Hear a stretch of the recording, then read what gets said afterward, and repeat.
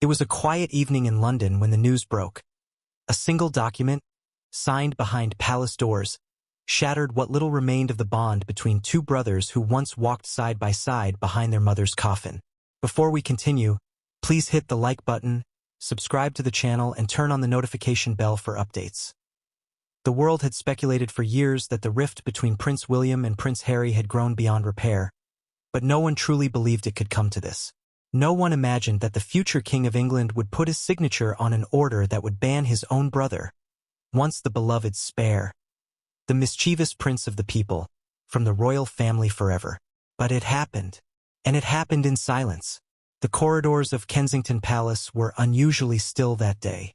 A late autumn wind whistled through the courtyard, scattering the last of the golden leaves across the stone path that led to the private study. Inside, the air was thick, heavy with the weight of centuries. Portraits of kings and queens long gone seemed to watch as history repeated itself.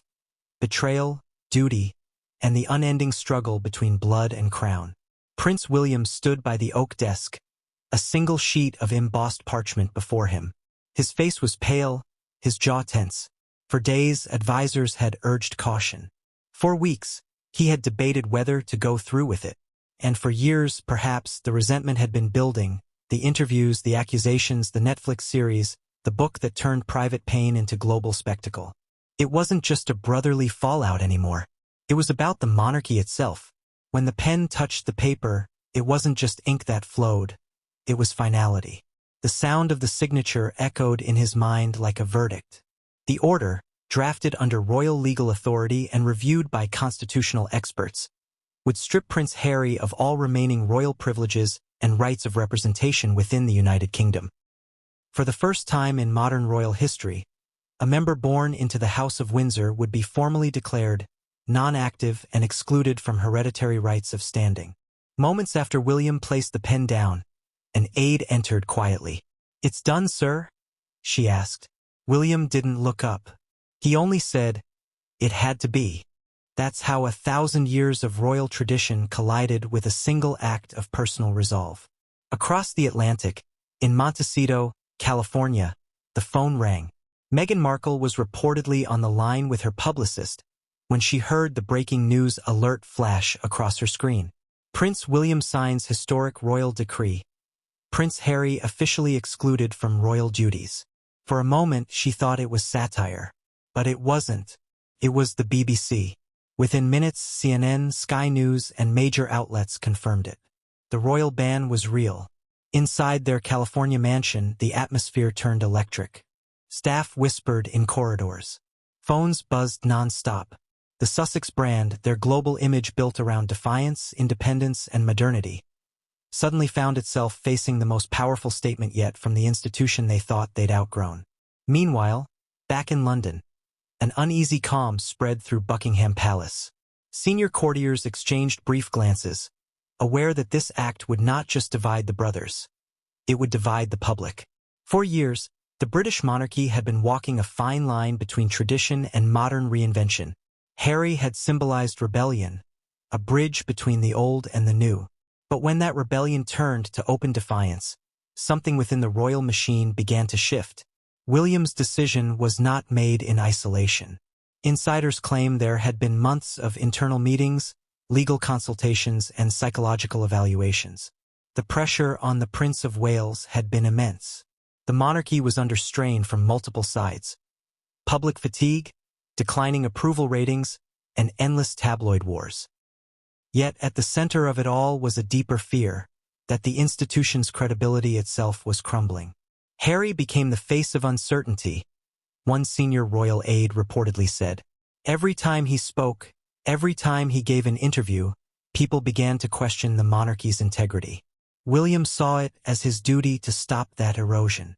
Still, signing such an order wasn't just political. It was deeply personal. For William, this wasn't about titles, money, or reputation. It was about betrayal. He had watched his brother turn their private childhood into a series of public confessions. He had endured documentaries that painted him cold and controlling, books that twisted his actions, and headlines that turned family tension into global entertainment. He had tried silence, diplomacy, and appeals through intermediaries. Nothing worked. In the end, it wasn't just that Harry left the royal family. It was that he took its secrets with him. As one insider described, William felt cornered. The monarchy couldn't move forward while Harry kept dragging it back into controversy. For years, the palace's motto had been never complain, never explain. But that silence had started to feel like weakness. When Harry released Spare, revealing private moments and claiming that even physical fights occurred between them, the trust was gone. A line had been crossed that could not be uncrossed. By signing that document, William was not just protecting an institution, he was burying a brotherhood. Outside the palace, Londoners reacted with disbelief. Ban him? That's harsh. One passerby told a BBC reporter. Others saw it differently. It's about time, said another. You can't have someone constantly attacking the crown while still benefiting from it. There has to be accountability. But perhaps the most haunting reaction came from within the family itself. Sources close to King Charles suggested he was informed only hours before the signing. He didn't stop it, one insider said, because deep down he knew it might be necessary. Yet, as reports described, the king spent the evening alone in his study at Clarence House, gazing out the window for hours, unable to speak. For him, it was déjà vu, the echoes of his own family's implosions now repeating through his sons. In California, Harry was said to be furious. He couldn't believe William would go that far, said a friend familiar with the situation. He thought this would blow over eventually, that they'd talk it out one day. But when he saw that official order with William's signature and the royal crest, it hit him. There was no going back. Social media erupted. Hashtags like #RoyalBan, #GoodbyeHarry, and #WindsorWar trended worldwide. Late-night hosts made jokes. Commentators called it the most dramatic royal move since Edward VIII's abdication. But behind the headlines was something far darker. A story of love turned rivalry, of two brothers raised under unimaginable pressure, now standing on opposite sides of history. As royal historian Geoffrey Hargrave put it, this isn't just about protocol. It's Shakespearean. Two princes shaped by tragedy, one bound by duty, the other by rebellion, and in the end, duty wins. But the question remains, did William act as a future king, or as a hurt brother seeking justice? The answer, as we'll uncover, lies in the chain of events that led to this moment. A timeline of betrayals, letters, and late-night decisions that will reshape the House of Windsor forever. The signing of the order was more than a bureaucratic gesture. It was the monarchy's silent scream for control. It marked the point where tradition fought back against chaos, where heritage drew its final boundary. Yet beneath that composure, within the marble halls and centuries-old paintings, there was grief, the quiet mourning of a family that had failed to stay united in the one way that mattered most: love. Every monarchy faces its reckoning. For William, this was his. Either act decisively, or watch the institution crumble under scandal after scandal. Either reclaim authority or risk becoming a figurehead of a fractured legacy. Those who witnessed the signing say there was no joy, only resolve, and a kind of sorrow that doesn't fade with time. That night, London's skyline glowed under the amber hue of its ancient lamps. Crowds gathered outside Buckingham Palace, hoping for a statement. None came. Reporters camped at the gates, their cameras ready, but no royal appeared. Inside, silence was policy. Outside, speculation was law. The world waited. But one thing was already clear: this was not a temporary suspension. This was permanent exile. As the dust began to settle, analysts noticed a subtle change on the official royal website. Prince Harry's biography had been moved, rearranged under a new section: former working members. It was a quiet update, unnoticed by many, but for royal watchers, it was confirmation. The digital erasure had begun.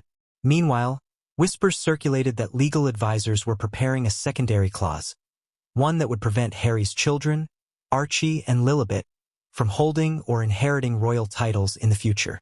If true, it meant the Sussex lineage would be fully severed from the monarchy. The bloodline might remain, but the titles, the symbols of belonging, would vanish. Inside the palace, William reportedly told aides, "It's not revenge, it's preservation." But even he must have known that no explanation could make the act feel less brutal. He had not just drawn a line in the sand, he had built a wall. As we move deeper into this story, we'll uncover the forces that led to this moment, the advisors who pushed it forward, the secrets that broke the brothers apart, and the quiet political deals that turned family heartbreak into royal policy. But before we get there, we must first understand the roots of this war. The years of resentment, the silent phone calls, and the media chess game that turned brotherly love into public combat. The monarchy is many things: an institution, a symbol, a business, and a family. But on that day, it became something else, a battlefield. And as one insider put it, when William signed that paper, he didn't just protect the crown. He buried the last piece of his childhood. That's where our story begins. Before the silence, before the bitterness, there was laughter. Two young boys chasing each other through the gardens of Highgrove, faces smeared with mud, Diana's voice echoing in the distance as she called them in for tea. To the world, they were princes, but to each other, they were simply brothers. William, the steady protector, and Harry, the mischievous spark who brought warmth into every room he entered. Their bond was unbreakable, or so it seemed. Long before fame turned poisonous and duty turned cold, they were united by the shared shadow of their mother's tragedy. The death of Princess Diana in 1997 wasn't just a public catastrophe. It was a private wound that would shape every choice they made thereafter. Millions watched as two young boys walked behind their mother's coffin, heads bowed, eyes hollow. That march through London wasn't just a moment of grief. It was a lifetime of expectations compressed into silence. William, at 15, had already learned that the eyes of the world would never look away.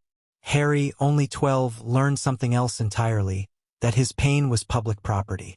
In those early years, William grew into his role with quiet obedience, while Harry rebelled in small ways that made him human to the public.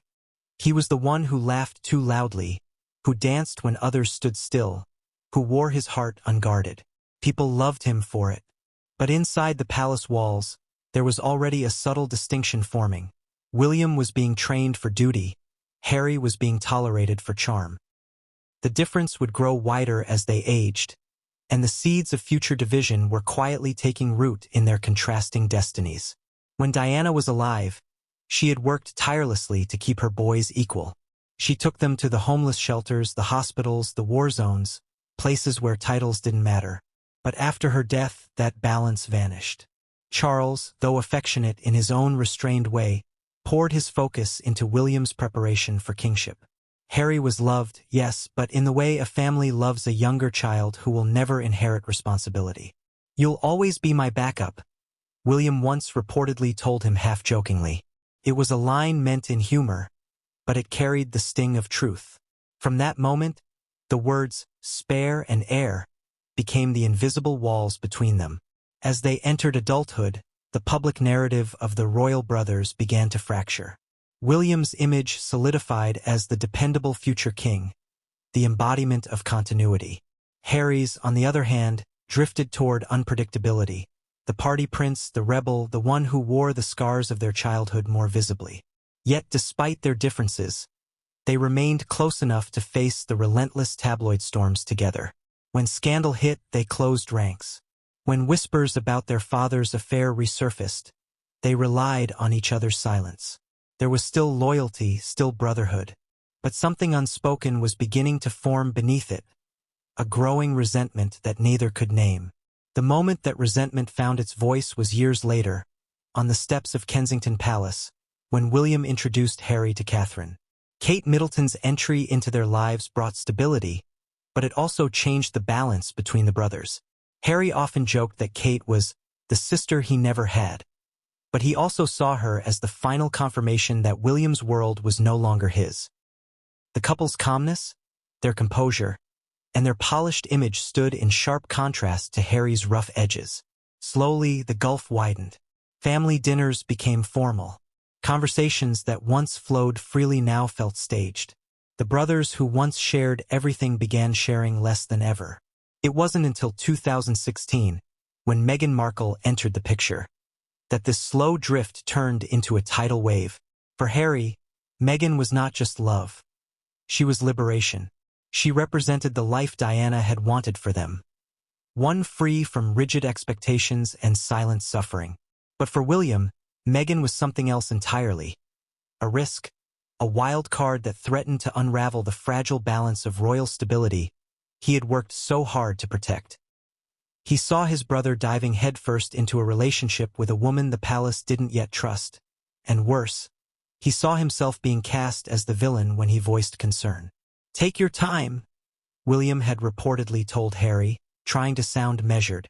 But to Harry it felt like condescension. That single conversation, whispered between brothers, became the turning point. Harry felt judged. William felt dismissed. Meghan felt unwanted. From then on, it wasn't just about different paths, it was about different worlds colliding. The wedding that followed was supposed to be a symbol of unity. Instead, it exposed every crack in the royal foundation. Reports of arguments between Meghan and Kate surfaced, tales of tears before fittings, and endless speculation about who made whom cry. The brothers tried to project harmony, but those who knew them well could see the shift. William's smiles were tighter. Harry's words were sharper. What had once been unspoken tension was now visible to the entire world. In private, family meetings grew more strained. Harry wanted change, modernization, transparency, independence. William wanted control, order, continuity, and preservation of the crown. They were no longer talking as brothers, but as opposing ideologies. "You don't understand what this family means," William reportedly told him during one heated exchange. "No," Harry fired back. "You don't understand what freedom means." The silence that followed that fight stretched for months, eventually becoming years. By the time Meghan and Harry announced their intention to step back as senior royals, the divide had already calcified. The so-called Megxit was not a sudden decision. It was the culmination of years of resentment, misunderstanding, and the monarchy's failure to adapt. Harry had always been the emotional one, the heart over logic, while William had learned to bury his emotions behind royal protocol. That difference, once endearing, became fatal to their relationship. When Harry left, he didn't just leave the palace.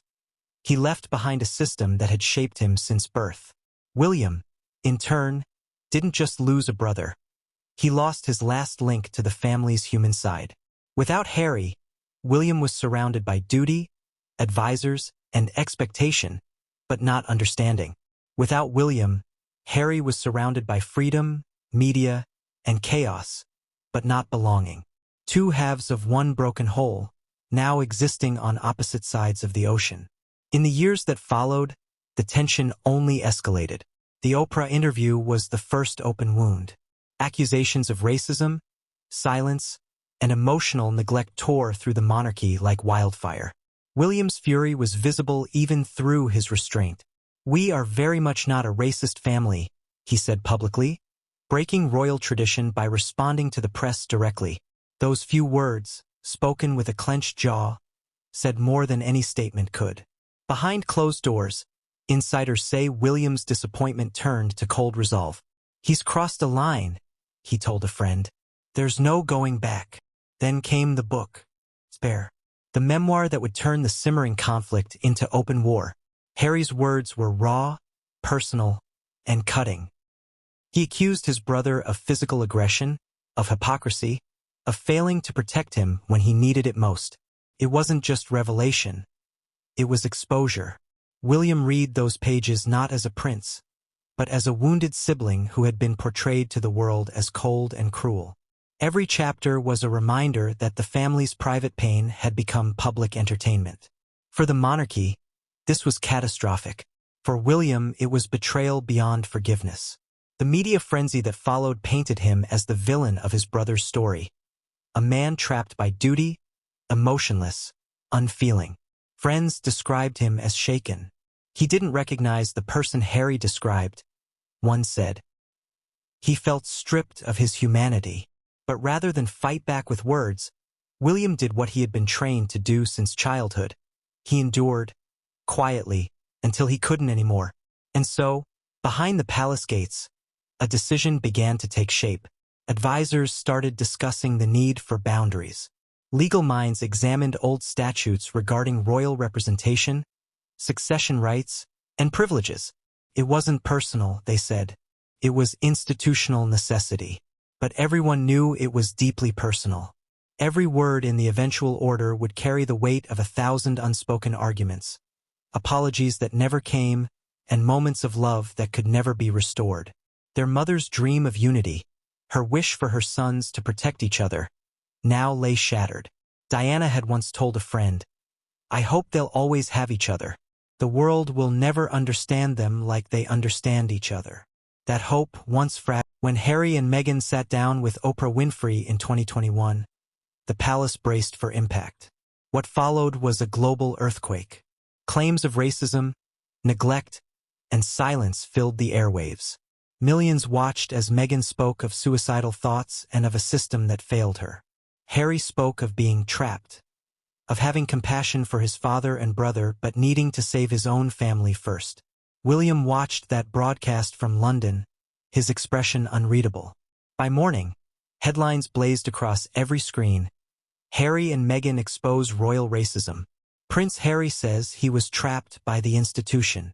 The royal family fails to protect their own. The next day, as reporters shouted questions at him during a school visit, William finally broke protocol. "We are very much not a racist family," he said sharply. The moment he uttered those words, he knew something had changed forever. Royals don't respond to accusations. Royals don't fight back in public. But he did. Because this time it wasn't just the crown under attack. It was him personally. The tension reached new heights with the release of Harry's Netflix docuseries. 6 episodes of beautifully shot, emotionally charged storytelling that painted a picture of pain, isolation, and betrayal. But beneath the cinematography was a clear narrative. The royal family was the villain, and Harry and Meghan were the victims. William became the silent antagonist in a story he never chose to tell. The palace, bound by its old rule of silence, said nothing. But sources whispered that William felt betrayed beyond words. He had spent years defending Harry behind closed doors, shielding him from media storms, covering for his mistakes. And now, the brother he had once protected had turned that same media into a weapon. William felt like Harry burned the bridge and then danced in the ashes, one royal correspondent said. Every time he tried to extend an olive branch, Harry turned it into kindling. But even that wasn't the true breaking point. That came later with the publication of Spare. When the memoir hit shelves, it did what even the tabloids hadn't managed. It tore the last thread of brotherhood between them. Harry's words weren't just revealing. They were explosive. He described intimate family moments, accused William of physically attacking him during an argument over Meghan, and painted a picture of a future king who had bullied his own brother into submission. For William, the effect was devastating. Years of private pain were now being dissected by the public. Conversations meant for two were now currency for millions. He couldn't believe what he was reading, not just because of the accusations, but because of the tone. Harry wrote with a kind of detachment that made it clear. This wasn't about reconciliation. It was about revenge through truth.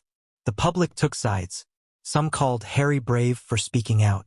Others saw him as reckless, driven by anger rather than healing. But inside the palace, the mood was clear. Harry had crossed the point of no return. Charles, ever the pragmatist, tried to remain neutral. He invited Harry to certain events, kept communication channels open, and hoped that time would cool the flames. But William was done. "He's made his choice," he reportedly told a friend.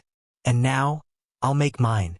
Behind closed doors, palace lawyers began exploring constitutional implications. Could a member of the royal family be formally removed from royal standing? Could representation rights be revoked permanently? It hadn't been done in modern history, but legal experts began reviewing ancient royal decrees, dusty precedents from centuries past that spoke of stripping dukes of rank for dishonorable conduct. What had once seemed unthinkable was now a real conversation. William's aides drafted reports detailing the long-term damage Harry's actions had caused to public trust. Surveys showed a sharp drop in approval ratings after Spare. Donations to royal charities were down. International perception was fracturing. The monarchy's reputation, already fragile, was now bleeding. To some, William's next steps looked like an act of vengeance. To others, it looked like leadership. But to him, it was neither. It was necessity. If the institution crumbles, everything Diana stood for dies with it. He was heard telling a close confidant, "I can't let that happen." And so, what began as a family argument became a constitutional crisis. The crown's heir, driven by loyalty to an institution older than time, began planning something that would make him both feared and hated: the official exclusion of his own brother from royal life. But before William's pen touched paper, there was one last moment that sealed his decision. A brief encounter at their father's Jubilee celebration. William and Harry crossed paths for the first time in months. Cameras captured a brief handshake, stiff and formal. But those present said the moment off camera was different. As they exited the chapel, Harry reportedly turned to William and said quietly, "You've changed." William's reply was cold, almost mechanical. "Maybe I had to." That night, William didn't sleep. The next morning, he called his private secretary and said only 5 words: "Draft the exclusion order now." That was the moment the future King of England stopped trying to fix his brother and started trying to protect his throne. And from that moment on, everything in the House of Windsor began to tremble. The morning the council gathered inside Kensington Palace, the atmosphere was not one of ceremony or routine governance. It was war strategy disguised as formality.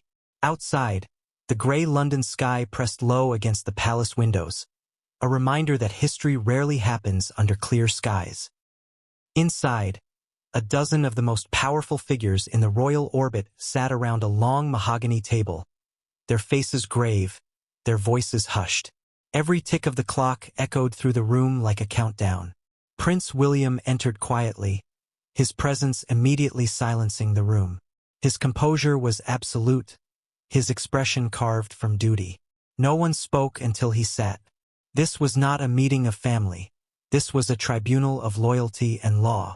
On the polished table before him lay a thick binder, its cover stamped with the royal crest and the title, "Exclusion Order, Preliminary Draft." The words themselves seemed to hum with tension. For weeks, discussions had been ongoing behind closed doors. Advisors, legal experts, and palace historians had all been summoned to analyze the unprecedented question. Could a royal be formally exiled by decree? The last time anything remotely similar had occurred was nearly a century ago, when Edward VIII abdicated the throne for love. But this was different. Harry hadn't given up the crown. He had weaponized his royal blood against it. The first to speak was Sir Reginald Ainsworth, a constitutional advisor who had served 3 generations of monarchs. His voice trembled slightly as he began. "Your Royal Highness, the act as proposed would not revoke lineage. Such a thing is impossible. But it can formally dissolve representation and restrict use of royal emblems, privileges, and access. It would be final, irreversible." William nodded. "We proceed within legal precedent, not sentiment." Across from him sat Lady Susan Hussey, one of the Queen's most trusted former aides. Her expression was one of sorrow more than authority. "Before you do this," she said softly, "understand that history will judge. Brothers may quarrel, but nations remember the moments that turn blood to history." Her words hung in the air. William didn't respond immediately. His fingers traced the edge of the binder as though weighing the morality inside it. "History is already judging us," he said at last. "It's judging whether this family can still command respect, whether we stand for something more than scandal and complaint. If we do nothing, we lose everything." The room was still. The faint crackle of the fireplace filled the silence. Next to speak was Lord Alfred Montague, head of Royal Legal Affairs, who had spent months combing through dusty archives for constitutional references. "We've identified 3 precedents," he said, adjusting his spectacles. 2 in the 18th century involving dukes stripped of representation for treasonous association, and 1 post-abdication clarification act under George VI. None are perfect comparisons, but they provide a framework. The language must be modernized, clean, unambiguous, beyond interpretation. He turned a page. The draft proposes that the Duke of Sussex be formally removed from all representative roles of the Crown, barred from acting on behalf of or in the name of the royal household, and declared non-participatory in matters of succession relevance. The document will bear the signature of the Prince of Wales as regent in effect, and will later receive sovereign assent. William listened without expression, but beneath his calm surface, something churned. This was the point of no return, the shift from brother to monarch in waiting. He looked up finally and said, "Ensure it's watertight. No ambiguities. No loopholes for manipulation later." The royal secretary, Sir Edward Carrington, cleared his throat. "Your Highness, we must also consider the optics. The public must perceive this not as punishment but as stabilization. We need a narrative of restoration of integrity." William's gaze sharpened. Integrity doesn't need a narrative. It needs proof. There was a pause before another voice spoke, quieter but filled with weight. It was Bishop Rowan of Canterbury, brought in for moral counsel. "Prince William," he said slowly, "a line once drawn in ink may fade in time, but a line drawn in blood never does. If this act severs you from forgiveness, no law will bridge it again." William exhaled deeply. Forgiveness was offered long before this room was called. It wasn't accepted. The bishop nodded, but sorrow lingered in his eyes. "Then may God make peace where men cannot."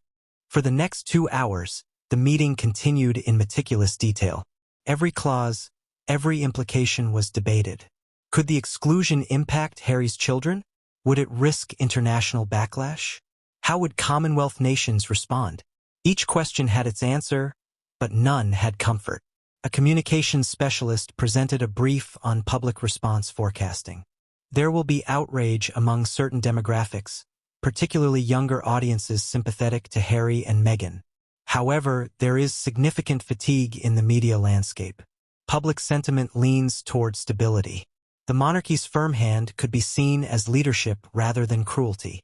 William listened. "So they'll call it leadership until they don't," he murmured. The strategist didn't respond. By midday, drafts were being marked, signatures prepared for verification. The language was elegant yet merciless. To preserve the honor and function of the crown, and to secure its continuity unencumbered by acts of disrepute or misrepresentation, the following decree shall stand. It was the monarchy distilled to its essence: control through formality, mercy through silence. At one point, a private secretary entered with tea and left a sealed envelope beside William's folder. It was from King Charles, sent that morning.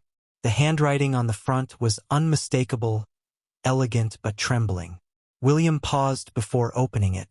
"My dear boy," the letter began, "I will not interfere in your judgment. You act not as my son, but as the heir who must protect what I could not. But remember this: the crown may shield the body, but it cannot guard the soul. Whatever you do today, ensure your soul remains whole." William read the letter twice. Then he folded it carefully, slid it into his jacket pocket, and said to his aides, "Proceed." By late afternoon, the signatures were collected, the language finalized. The draft was no longer hypothetical. It was law in waiting. All that remained was the signature. The council adjourned briefly, allowing William a moment alone in the study. He stood by the tall window overlooking the gardens, where autumn leaves had turned copper and gold. The light caught the dust in the air, suspended like ghosts of moments past. He thought of Diana, of the promise they'd made as children, to always have each other's backs. He thought of the boy who had made him laugh through grief, the young man who had once been his closest ally. Then he thought of the headlines, the accusations, the betrayal of trust that had turned love into liability. A knock interrupted his thoughts. Lady Hussey entered quietly, holding a fresh copy of the decree. She hesitated at the threshold. "Your Highness, it's ready." William turned slowly. "Leave it on the desk." She placed it down, then lingered. "You remind me of her, you know," she said softly. "Diana." She had that same look when she made choices that broke her heart. He didn't respond. She left the room silently. He approached the desk. The document lay open, the ink crisp against the parchment, the crest glinting faintly in the afternoon light. He picked up the pen. For a moment he hesitated, not out of doubt but out of recognition. He understood the gravity. The act of signing wasn't just a bureaucratic formality. It was a declaration to history that family no longer came before institution. He pressed the pen to the page. The scratch of ink was faint, almost fragile, but it carried centuries of authority. When he finished, he placed the pen down carefully. "It's done," he whispered to no one. Outside the window, the bells of Westminster began to chime the hour. Inside the room, 1,000 years of monarchy seemed to shift slightly on its axis. Minutes later, the aides returned. The document was sealed in an envelope bearing the royal insignia and sent through secure channels for archival registration. Within days, it would reach the Privy Council for official recognition. The machinery of royal decree had been set in motion. When the council reconvened to confirm the act, there were no speeches, no applause, only silence. One by one, the members signed the secondary witness pages. Their faces revealed little, but every person in that room knew they had witnessed something historic. The meeting's close. William thanked them in his usual measured tone. "We've done what was necessary," he said. "Now we must live with it." As they filed out, Lady Hussey lingered once more. "And will you, sir?" she asked gently. William didn't answer. He simply turned back toward the window, his reflection merging with the dimming light of dusk. Outside, the first reporters were beginning to sense that something monumental had occurred. Cars had come and gone from the palace all day. Unmarked vehicles, familiar faces of senior aides, a faint flurry of unusual activity. Word began to spread among the press corps stationed at the gates. A royal order had been finalized. No details yet, just whispers. But the air felt different, heavy, decisive. That night, as the last of the lights in Kensington Palace went dark, a solitary figure remained awake inside. William sat alone at his desk, the empty teacup cold beside him, the echo of his mother's voice somewhere in the back of his mind. "Remember, my boys," she used to say. "You are each other's best hope." He closed his eyes. That hope was gone now. What remained was duty, and duty, he had learned, asks for everything. The council had done its part. The ink had dried. The machinery of history was now in motion, and though no one in the palace said it aloud, they all knew what it meant. When the royal order was signed and sealed, the attention of the world shifted to one man, King Charles III. As the symbolic head of the monarchy and father of both princes, he found himself standing at the crossroads between family and state, love and legacy. His silence, which many mistook for indifference, was not born from coldness. It was the silence of a man who had spent a lifetime balancing emotion against expectation, knowing that every word he spoke would echo through generations. In the days following the order's ratification, Charles withdrew from public view. Officially, the palace cited routine, private engagements, and schedule adjustments. Unofficially, insiders whispered that the king was in seclusion, spending long hours in his study at Clarence House, the same room where he had once read bedtime stories to William and Harry. The fire in the hearth burned low as he sat alone, staring at portraits of his sons as children. One photo in particular, two boys laughing uncontrollably during a family holiday in Balmoral, stayed on the desk in front of him, its glass surface smudged with fingerprints from years gone by. For Charles, the decision to remain silent wasn't a choice made overnight. He had seen the fracture forming long before it exploded. He had watched Harry struggle under the same weight that once nearly crushed him. The scrutiny, the distortion, the impossible expectations of being both public and private at once. He had also seen William transform into the heir apparent that Britain demanded, measured, composed, unwavering. Yet beneath William's stoicism, Charles recognized a familiar pain, the pain of loving someone you no longer understood. He knew this conflict too well. He had lived it with Diana. Those who knew the king well said he aged visibly in those days. His staff described him as present but distant, moving through the palace like a ghost. His daily briefings were reduced to curt nods and short directives. The few visitors he allowed included his private secretary, his doctor, and Queen Camilla. She tried to comfort him, but her words could only skim the surface of what tormented him. For all her confidence in public, Camilla understood that this was a grief Charles had to carry alone. The grief of losing his sons, one to death and the other to division. Late one evening, a candle still burning beside him, Charles opened a leather-bound diary and began to write. The pages were for his eyes only, written in the careful hand of a man trying to make sense of an unbearable reality. He wrote not as a king but as a father. "I am told William did what must be done," he began. "Yet I cannot help but feel the coldness of it. I know the need for preservation, the monarchy demands it, but as I look at their faces in these pictures, I cannot shake the feeling that something sacred has been lost. We once walked together in grief, three men bound by loss. Now that bond feels like a ghost that haunts these halls." He paused, dipped his pen again, and continued. "Harry is not a villain, though he plays one to the world. He is my son, my blood, and though he burns bridges, I cannot bring myself to hate him for it. William acts as duty demands, and perhaps he will one day thank me for not standing in his way. But tonight, I feel neither pride nor peace, only emptiness." He closed the diary softly and sat back in his chair. Outside, the city hummed faintly, unaware that the man who wore the crown of Britain sat in silence, mourning something no decree could restore. The next morning, the newspapers carried contrasting tones. Some praised William for decisive leadership, calling the order a necessary step to safeguard the monarchy's integrity. Others were more critical, portraying the act as the coldest betrayal since the abdication. In nearly every article, one phrase appeared again and again: "The king remains silent." To the press, silence was a vacuum that begged for interpretation. Was Charles complicit? Privately, he reached out to Harry through intermediaries. A letter, handwritten, was delivered through diplomatic channels. It was short, fatherly, but restrained. "I remain proud of you as my son," it said. "And though the paths we walk are now different, my affection does not waver. In time, may you find peace beyond this storm." There was no apology, no explanation, just the faint imprint of love surviving under the weight of monarchy. Harry never replied. Weeks later, during a quiet weekend at Balmoral, Charles met again with William.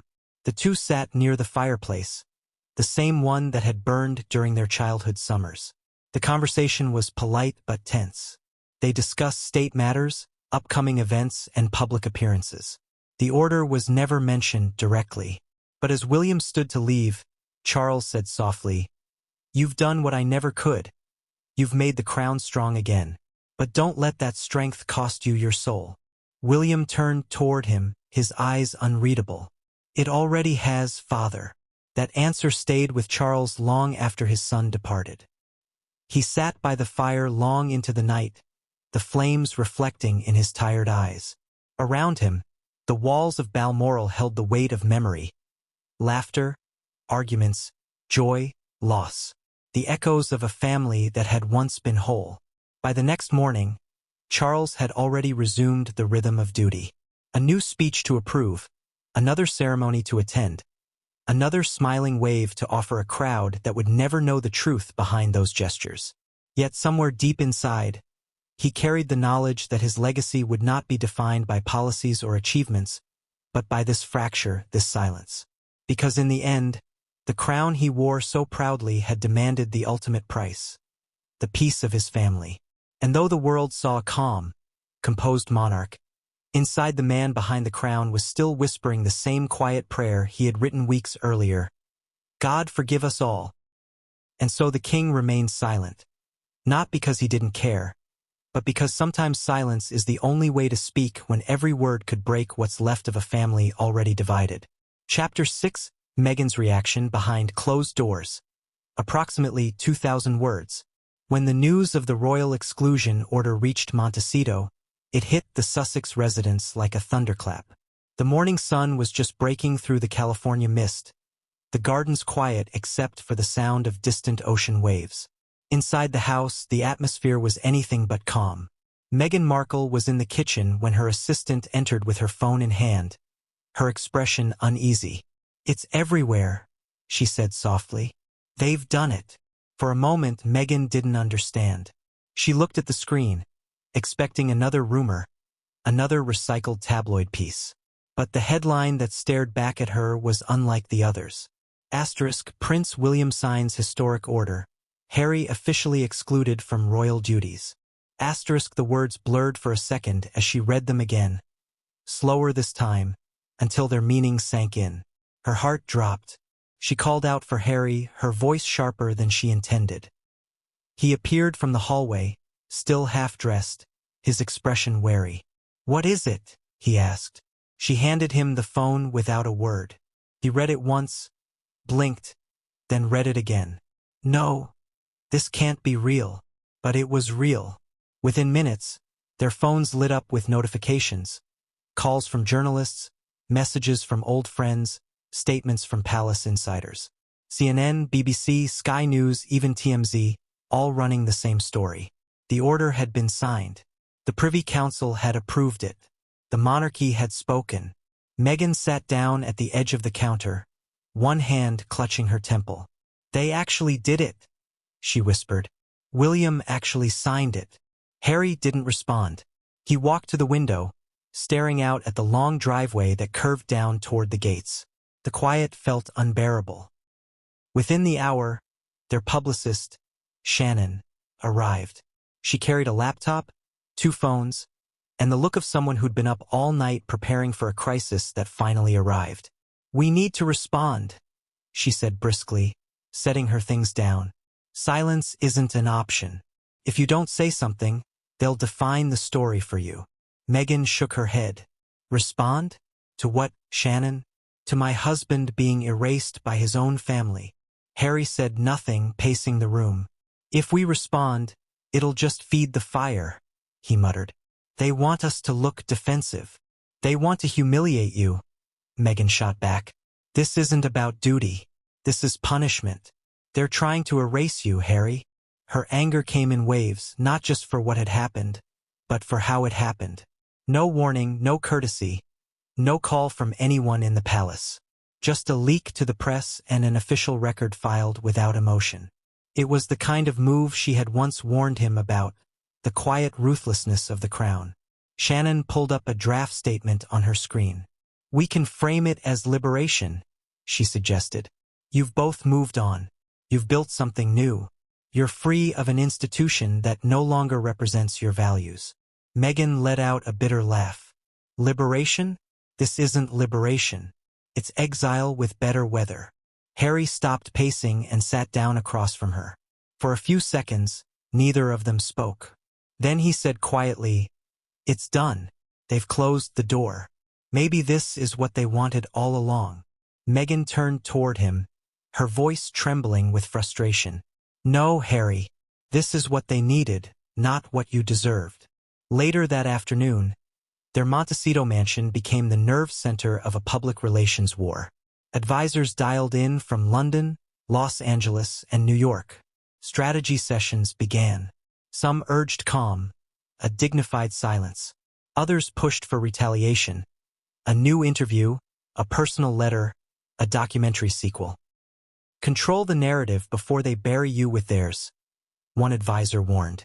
Meghan listened, but her mind wasn't in the conversation. She kept replaying the timeline in her head, the summit, the interviews, the book. Every move that had led to this final fracture. She remembered William's wedding, the laughter at the reception, the private jokes only the 2 brothers shared. She remembered how much Harry used to admire him. And now, she couldn't help but think that admiration had turned to ashes. When the advisors left, Meghan found herself alone in the study. The house was still. She walked to Harry's desk, where old photographs sat framed. Harry in uniform, Diana with her boys, the 2 brothers at a charity event years ago. She picked one up and stared at it for a long time. The young men in the picture looked happy, untouched by bitterness. She placed it face down. That evening, the couple sat together in silence. The television played muted news coverage, reporters standing outside Buckingham Palace, analysts dissecting every clause of the exclusion order. A final act, one commentator called it, a decisive end to years of speculation. Harry finally broke the silence. "They've made their choice," he said. "Now we have to make ours." Meghan looked at him. "What choice?" "How we live from here," he said. "Whether we let them define us forever, or we stop caring." She leaned back, her voice softer now. "You think it's that easy? You think you can just stop caring about your family?" "I stopped recognizing them long before today," he said quietly. "What's left to care about?" His words hung in the air. The next morning, the couple's official spokesperson released a brief statement to the press. It was neutral, measured, perhaps too much so. The Duke and Duchess of Sussex continue to focus on their family and philanthropic work. They remain committed to their values and causes around the world. There was no mention of the order, no hint of anger or sorrow. It was the public mask they had learned to wear, calm on the outside, chaos within. But privately, Meghan couldn't let it go. She knew how the British press would spin it. Meghan isolated Harry. Meghan poisoned the family. Meghan drove the wedge.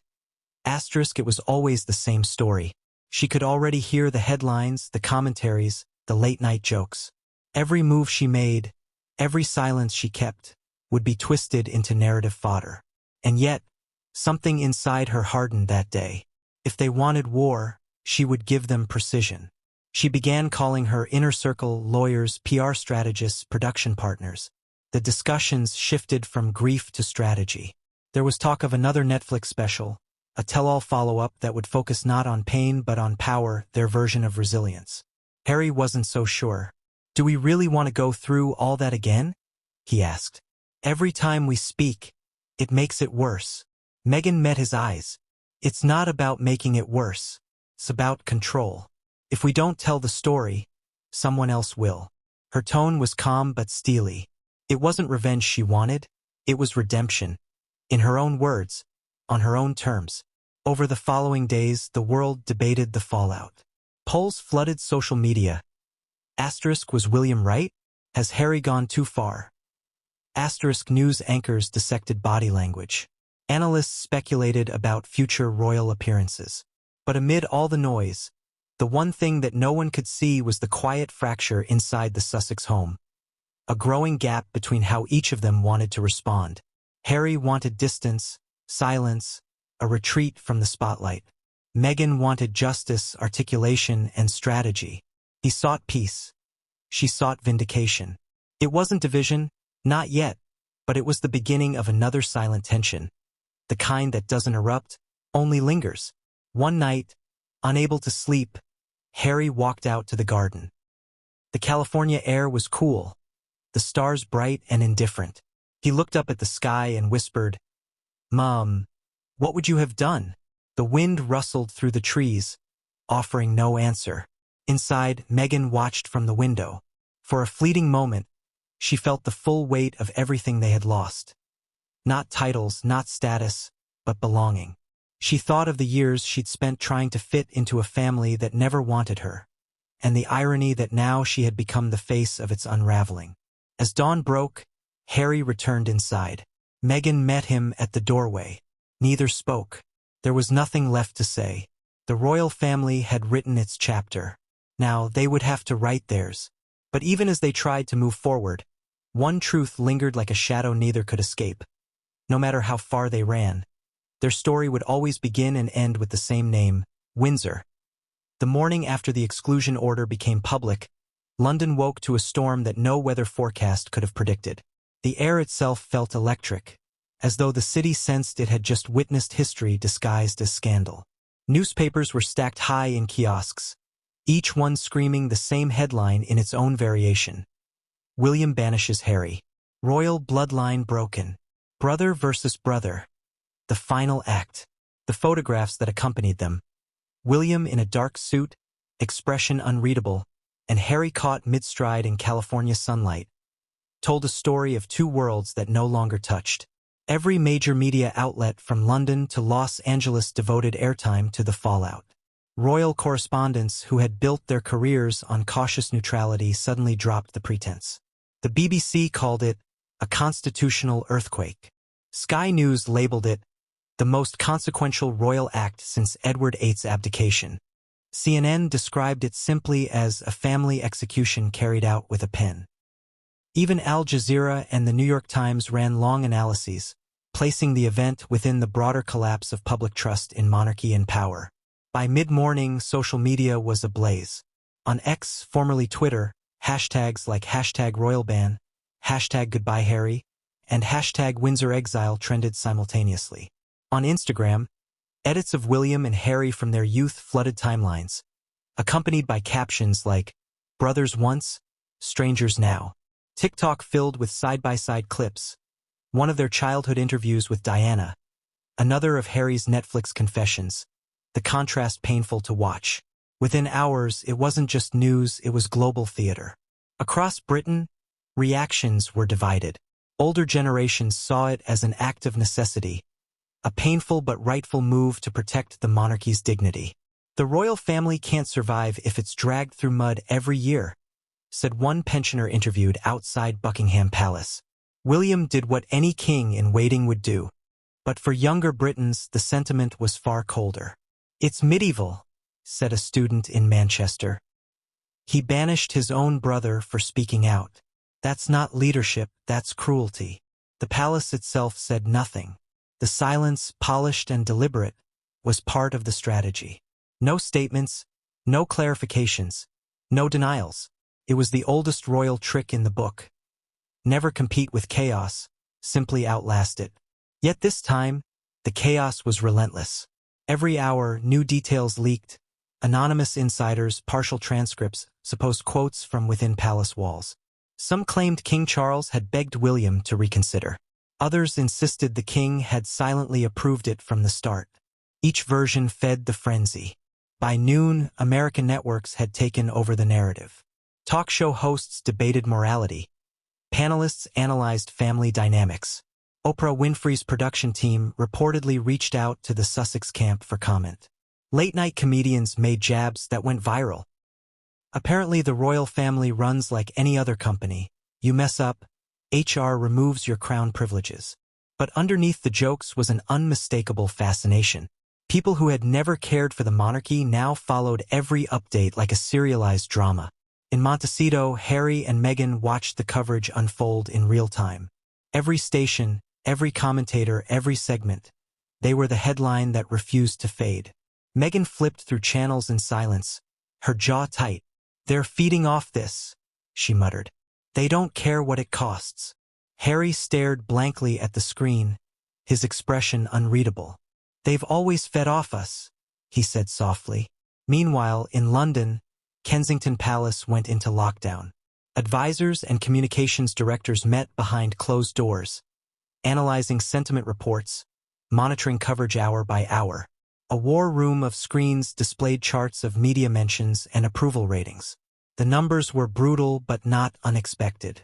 In Britain, William's favorability had dipped slightly but stabilized. In America, Harry's had plummeted. The narrative of betrayal was sticking. Yet inside those walls, there was no sense of victory. William refused interviews, declined appearances, and limited his engagements to essential state functions. His staff noticed the change. He moved through halls with mechanical precision, polite but detached. One aide later described him as a man who had won the war but lost his peace. Every decision, every public smile, was carefully measured to mask the exhaustion beneath. By the next morning, the world was in a frenzy. The royal exclusion order that had been intended to pass quietly through bureaucratic channels had instead exploded into a global headline war. News outlets from London to Los Angeles, from Sydney to Johannesburg, led with the same breaking story. Prince William signs decree banning Harry from royal family palace, confirms no reversal. The British tabloids called it justice. American networks called it cruelty. Social media called it history. In London, the sky hung low and gray as news anchors camped outside Buckingham Palace, their voices blending with the rustle of camera shutters. "This is a monumental moment," one BBC correspondent declared live on air. "We have never seen a royal exclusion of this magnitude in modern times." It's not just about protocol. It's about family, power, and the survival of the monarchy itself. In Times Square, digital billboards flashed with Harry's face beside William's. The captions were brutal in their simplicity. The brother who stayed, the brother who left. The royal machinery, built for composure, suddenly found itself under siege. Calls flooded the palace switchboard from foreign governments seeking clarification. Major newspapers demanded official statements. Publicists scrambled to craft careful lines that could sound both firm and compassionate, a near-impossible balance. Inside the palace press office, senior aides debated whether to issue a full statement or maintain silence. In the end, the old rule prevailed: never complain, never explain. The monarchy would say nothing, but the silence only fueled speculation. The Guardian's editorial described it as a constitutional earthquake wrapped in emotional tragedy. The Times of London took a sterner tone. It is not vengeance that drives this act. It is preservation. The monarchy must survive, even when its members do not see eye to eye. Meanwhile, across the Atlantic, American commentators were far less restrained. On morning talk shows, pundits argued whether William had gone too far. "It's Shakespearean," one host said. "Two brothers divided by loyalty, love, and power. You couldn't write this script." Within hours, hashtags dominated Twitter and Instagram. Hashtag royal exile, hashtag banished prince, hashtag William versus Harry trended worldwide. On TikTok, millions of users dissected body language clips.